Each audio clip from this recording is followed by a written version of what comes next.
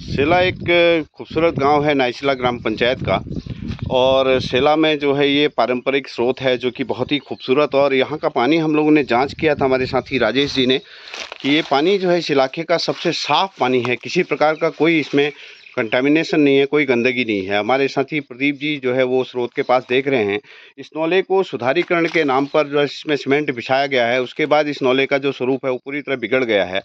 और ये नौला इस इलाके के इन घरों को पानी देने के लिए है, और इसके पास में जो दूसरे घर हैं इनको भी पानी देने के लिए। इसके अलावा इसमें खेतों को पानी देने की भी क्षमता है और काफ़ी पानी है इसमें। तो इस आज हम इस सेला के नौले के पास पहुँचे हुए हैं, और आज 14 जून है 2026।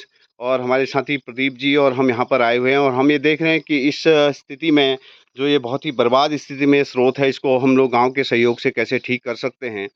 हमारी बात यहाँ के प्रधान जी से भी हुई है, लेकिन अभी तक कोई संसाधन नहीं होने की वजह से वो इस पर अभी हाथ नहीं डाल रहे हैं। हम चाहते हैं कि इसमें एक दिन का श्रमदान करा जाए और किसी तरीके से इस स्रोत को इस लायक बनाया जाए कि ये साफ़ सुथरा हो और लोगों के इस्तेमाल में दोबारा से आए। क्योंकि सेला एक अन्न उत्पादक क्षेत्र गाँव है, फल उत्पादक गाँव है, और यहाँ से एक ठीक-ठाक संख्या भी शायद पलायन हो गया है।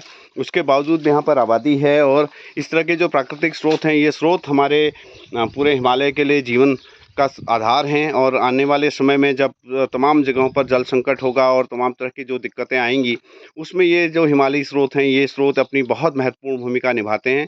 और सबसे बड़ी बात है कि इसके ऊपर कोई आबादी नहीं है, ये किसी तरह की गंदगी इसमें नहीं है, किसी तरह का कोई प्रदूषण भी इसमें नहीं है। प्राकृतिक रूप से इस तरह के स्रोत जो होते हैं वो एक तरह से हमारी छोटी जलधाराओं में बदलते हैं और उसके बाद बड़ी नदियों में जाते हैं। और यही बड़ी नदियों के असल में तो उद्गम स्थल होते हैं, उसको जीवन देने वाले होते हैं। तो आज हम सेला गांव में हैं। सेला गांव जो है वो नाइसिला का एक तोक गांव है। नाई और सेला मिलकर के जो ये गांव ग्राम पंचायत का नाम है वो यही है। और हम लोग ये भी देख रहे हैं कि आसपास में बहुत खूबसूरत हरियाली है, फल के पौधे हैं।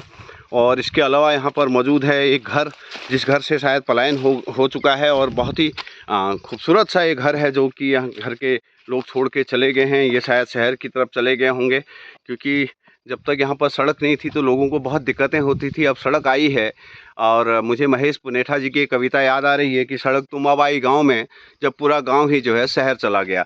और यहाँ पर हमारे पुराने प्रधान जी शिवराज सिंह जी का भी घर है पास में, वो यहीं पर रहते हैं।